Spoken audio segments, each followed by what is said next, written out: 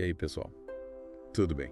A gente vai mergulhar a fundo em Gênesis 26 hoje, Isso aí. na história de Isaac, que, aliás, é uma história cheia de reviravoltas, hein? É verdade. Mas que, no final das contas, aponta para a bênção de Deus. É uma bênção abundante, né? Assim como a gente vê na história de Abraão, Isaac também passou por cada uma. Ele foi testado. Ei, Logo no começo da história a gente já vê isso, né? é. Deus manda ele ficar em Gerar, mesmo com a fome rolando solta. Difícil, né? Confiar em Deus em uma situação dessa. Pois é. É. E você já reparou que tanto Abraão quanto Isaac foram proibidos de ir para o Egito É verdade. em momentos de crise? Parece até um padrão, né? Será que Deus estava mostrando que a solução não era fugir, mas encarar os problemas? Confiando na direção de Deus. Sim. Você já passou por alguma situação assim? Que você teve que confiar em Deus, mesmo sem saber o que ia acontecer. Conta pra gente nos comentários.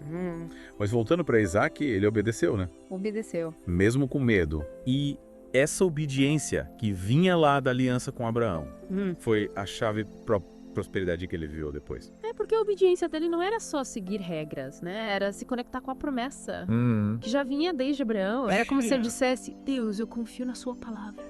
Eu sei que o Senhor vai cumprir. E por falar em promessa, a gente não pode esquecer daquela atrapalhada que Isaac e Rebeca se meteram, né? Pois é, né? Repetiram erro de Abraão e Sara. Se passando por irmãos, Dá pra acreditar? por meio dos filisteus. Né? Parece que a gente tem uma tendência a repetir os erros do passado, né?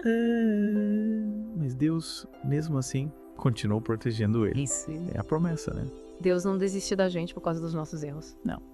E é legal ver como ele age de formas diferentes, né? Em situações parecidas. Como Abraão, ele usou um sonho para revelar a verdade sobre Sara para Abimeleque, já com Rebeca. Foi só olhar pela janela. Deus é criativo, né? Usa as ferramentas que tem à mão, no tempo certo, para realizar os seus planos. Mas o importante é que ele cumpre as promessas e protege quem é fiel. E a história fica ainda mais interessante quando Isaac começa a prosperar em Gerar. Mas essa prosperidade acabou despertando a inveja nos filisteus. Eles ficaram com tanta raiva que entulharam os poços dele. É absurdo. A inveja é um sentimento poderoso, né? Infelizmente, ela leva as pessoas a fazerem coisas terríveis. Mas pensar, né? Será que a gente já não se deixou levar pela inveja em algum momento da vida, quando a gente reage ao sucesso dos outros? São perguntas pra gente pensar, né? Deixa aqui nos comentários se você já passou por alguma situação parecida. Mas voltando para a história, Isaac, cansado de tanta confusão, decide se mudar para o Vale de Gerar. E adivinha? Lá ele encontra mais disputas. Por causa dos poços que Abraão tinha cavado. Parecia que os problemas perseguiam ele, né? E esses poços receberam nomes bem sugestivos, né? Esek, que significa contenda, e Sitna, que significa inimizade. Nossa! É como se os nomes já mostrassem dificuldade, né? Que ele estava enfrentando. Para ter paz e prosperidade. Esse que é tanto... A contenda lembra das brigas, né? Das disputas. Sim. E Sitna, a inimizade, aponta para algo mais profundo. Uma oposição que ia além do material. Espiritual. É como se a história estivesse mostrando pra gente que, às vezes, as batalhas que a gente enfrenta não são só por coisas físicas, mas também por algo espiritual. A gente vai falar mais sobre isso na próxima parte do nosso mergulho, em Gênesis 26. Fiquem ligados. Impressionante como a história de Isaac mostra que, às vezes, as dificuldades, né, nos levam para lugares inesperados. Ele teve que lidar com a inveja, com a hostilidade, mas a cada poço entulhado, a cada mudança forçada, ele se aproximava da promessa de Deus. E a gente vê que Isaac não desistiu, né? Continuou cavando, buscando água, mesmo quando tudo parecia dar errado. Persistência. Total. E é aí que a gente chega no terceiro poço, né? O rebote. Rebote? Que significa lugares amplos. Lugares não. Já dá uma pista, né? Da mudança que estava acontecendo na vida dele. É como se Deus estivesse falando, né? Olha, Isaac, eu sei que você passou por momentos difíceis, mas agora eu tô te levando para um lugar de abundância, um lugar onde você vai ter espaço, né? Para crescer e prosperar. E o mais legal é que a água de Rehobote era melhor que a dos poços anteriores. Olha só. Deus não só abriu espaço, né?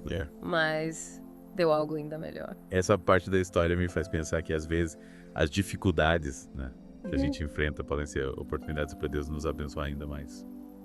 É como se Ele estivesse preparando a gente para algo novo, É. algo que vai nos surpreender. Exatamente. E essa mudança para o Rehoboth, né? É mesmo? Marca um ponto importante na história. Ele se afasta dos conflitos, né? Das disputas.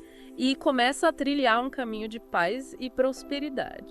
E, curiosamente, essa nova fase leva ele para Berseba, o mesmo lugar onde Abraão, né? O pai dele tinha feito uma aliança com Abimeleque. Que legal! É como se ele estivesse se conectando com a história do pai, né? Dando continuidade ao legado. A conexão com a história de Abraão é muito forte. É como se Deus estivesse confirmando, né? Que a promessa feita ao pai também se estendia a ele. A aliança não se perdia, né? Ela era passada de geração em geração. E em Berseba, Deus reafirma a aliança com Isaac, mostrando que a fidelidade não tem limites. É como se ele estivesse dizendo: Isaac, eu sou o Deus do seu pai e também sou o seu Deus. As minhas promessas são para você também. É emocionante ver como Deus honra a aliança, né?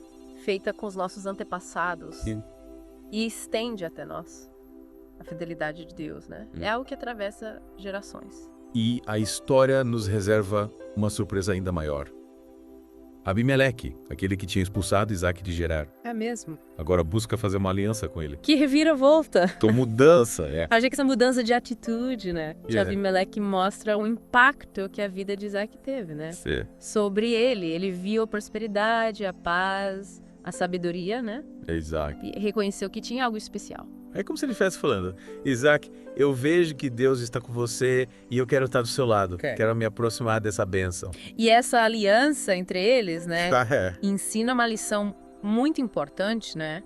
Sobre o poder do perdão, da reconciliação. Apesar de tudo que aconteceu, Isaac escolheu perdoar Abimeleque.